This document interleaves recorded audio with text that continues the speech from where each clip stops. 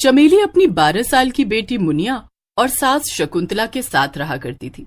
चमेली के पति दिनेश की कुछ ही समय पहले एक एक्सीडेंट में मौत हो गई थी, जिसके बाद से चमेली पर उसके घर की सारी जिम्मेदारी आ जाती है और चमेली को काम के लिए गांव के जमींदार के यहाँ खेतों में काम करना पड़ता है। एक रोज कड़ी धूप में चमेली खेत में काम कर रही होती है, तभी वहाँ जमींदार आता है।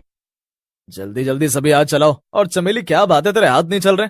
पैसे मांगने के समय तो सबसे पहले पैसे लेने आती है।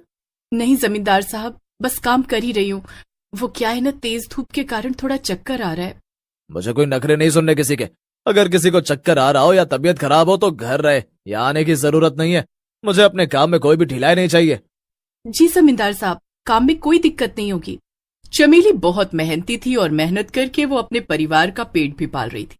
जैसे तैसे चमेली घर चला रही थी। एक रोज देर शाम चमेली घर से आती है और अपनी सास शकुंतला से कहती है, माँ जी आप खाना क्यों बना रही हैं? मैं आ ही रही थी, मैं खाना बना लूंगी, आप आराम कीजिए। वैसे भी आपकी तबीयत खराब रहती है। थोड़ा बहुत काम तो मुझे भी करने दिया कर बहू, वरना बुढ़ापे का शरीर है। शरीर में जंग लग गया तो हाथ पैर काम करना बंद कर देगा और मैं जो ही 4 दिन जी पाऊं 2 दिन में ही मर जाऊंगी। कोई बात नहीं माँ जी, मेरे होते हुए आप काम करेंगी मुझे अच्छा नहीं लगेगा। आप बैठिए, मैं जल्दी से खाना बना लेती हूँ। अपनी बहू के कहने पर शकुंतला खाना बनाना छोड़कर वहां से उठ जाती है और अपने बेटे दिनेश को याद करते हुए अपनी बहू से कहती है, आज अगर मेरा बेटा दिनेश होता तो मुझे ऐसे दिन देखने नहीं पड़ते और ना ही तू कमाने बाहर जाती।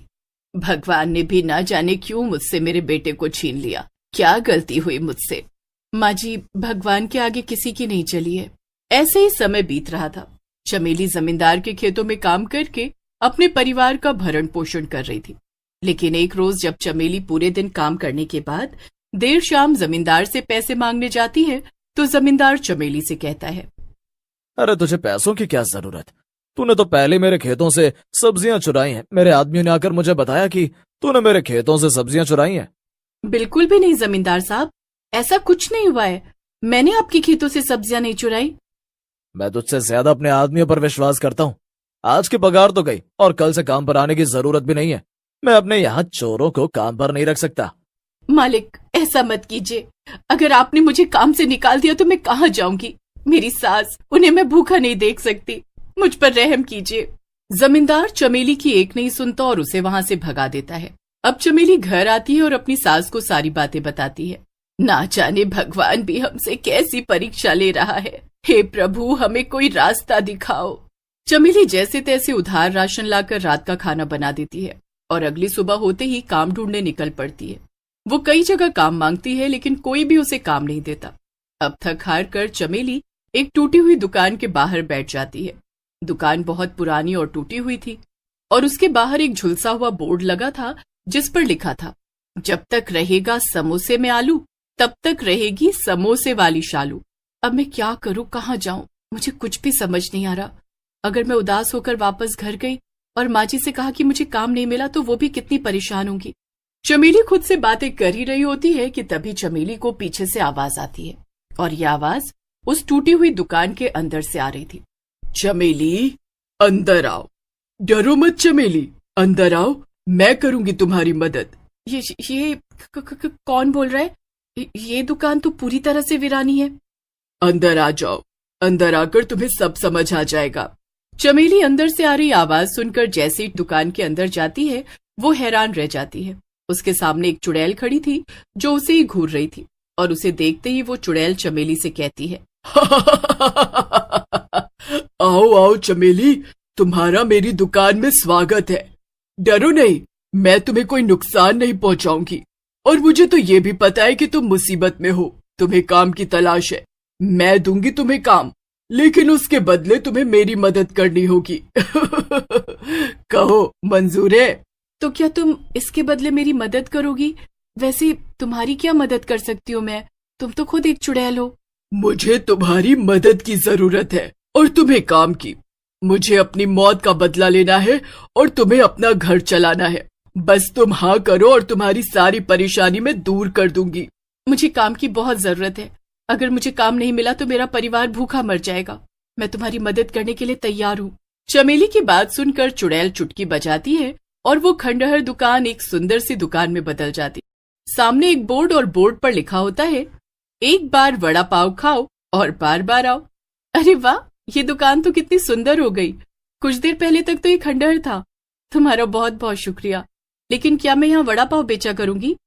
तुम बस बाहर खड़ी रहकर वड़ा पाव बेचा करना और मैं अंदर से तुम्हें वड़ा पाव तैयार करके देती रहूंगी।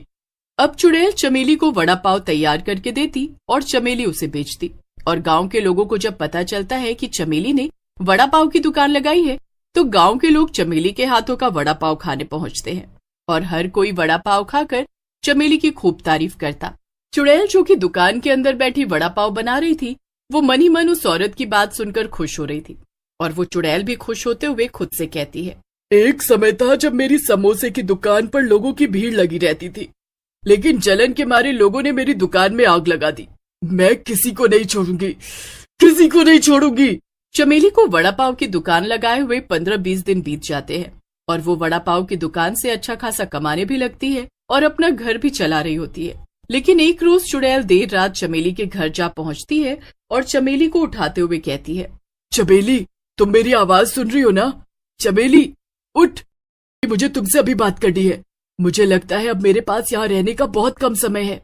अच्छा ठीक है, तुम बाहर चलो, मैं आती हूँ। चुड़ैल के बाहर जाते ही चमेली भी चुड़ैल के पीछे पीछे जाने लगती है। अब चुड़ैल चमेली से कहती है, मैंने वादे के मुताबिक तुम्हारी मदद की, तुम्हारे लिए दुकान लगवा दिया और खुद से वड़ा पाव बनाती रही, लेकिन तुमने अब तक मेरी मदद नहीं की, ना ही तुमने मेरी मदद के लिए कुछ पूछा। अगर तुमने मेरी जल्द से जल्द मदद नहीं की तो मेरी मुक्ति मिलने का समय नजदीक आ जाएगा। बिल्कुल मैं आपकी मदद करूंगी। कहिए आपको मुझसे क्या मदद चाहिए? मैं इन सब काम में सचमुच आपका काम भूल गई थी। मुझे जमींदार को मारना है। उसने ही मेरी दुकान में अपने आदमियों से आग लगवाई थी। एक रोज की बात है, जब मैं अपनी दुकान में समोसे बना रही थी, तभी जमींदार के आदमी मेरी दुकान पर आए और मुझसे हफ्ता मांगने लगे। मैंने उन्हें हफ्ता देने से मना कर दिया। तभी उन्होंने खौलता हुआ तेल मेरे ऊपर डाल दिया और मेरी दुकान में आग लगा दी। ये क्या कह रही हैं आप? जमींदार साहब ने आपके साथ इतना बुरा किया?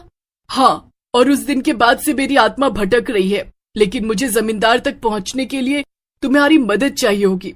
तुम ही उस जमींदार को मेरी दुकान तक ला सकती हो, क्योंकि मैं उसके घर नहीं जा सकती। उसने अपने घर को तांत्रिक से बंधवा रखा है। अगर मैं वहां गई तो मैं कैद हो जाऊंगी और मुझे फिर कभी मुक्ति नहीं मिलेगी। मैं आपकी मदद जरूर करूंगी। जमींदार को हमारे वड़ा पाव की दुकान तक लाने का जिम्मा मेरा।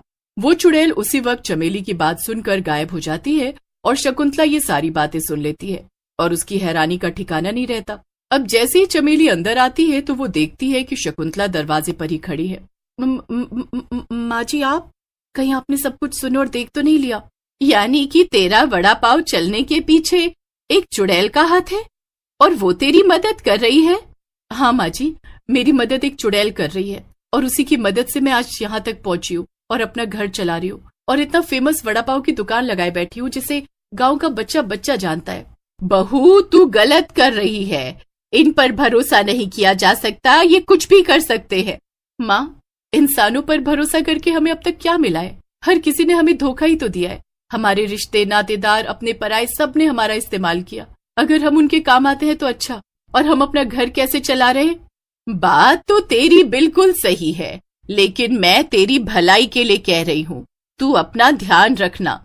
अब अगली सुबह चमेली वड़ा पाव की दुकान पर पहुंचती है और दुकान लगाते ही वड़ा पाव बेचने लगती है। लेकिन शाम होते होते दुकान पर जमींदार आता है, क्योंकि चमेली ने जमींदार को वड़ा पाव खाने का न्योता दिया था। मैंने तुझे उस दिन कितना सुनाया और तू मुझे इतना इज्जत दे रही है। कभी तुझे किसी चीज की जरूरत हो तो मुझसे मांग लेना। जैसे जमींदार ये कहता हुआ दुकान के अंदर जाकर बैठता है, वैसे ही उसके सामने चुड़ैल प्रकट होती है और चुड़ैल को देखकर जमींदार के हाथ पांव कांपने लगते हैं। मुझे नहीं पहचाना जमींदार साहब? मैं वही हूँ। जब तक रहेगा समोसे में आलू, तब तक रहेगी ये समोसे वाली शालू। मुझे तब तक मुक्ति नहीं मिलेगी जब तक मैं तुझे मार न डालूं, और अब तू मरने के लिए तैयार हो जा। इतना कहने के बाद चुड़ैल जमींदार का गला पकड़कर उसे हवा में उठा देती है और जमींदार भी झटपटाकर अपनी जान दे देता है। जमींदार के मरते ही चुड़ैल की आत्मा को मुक्ति मिल जाती है और वहीं दूसरी तरफ चमेली उसी दुकान में वड़ा पाव के नाम से फेमस हो जाती है, जिससे वो अपने घर परिवार का पेट पालती है।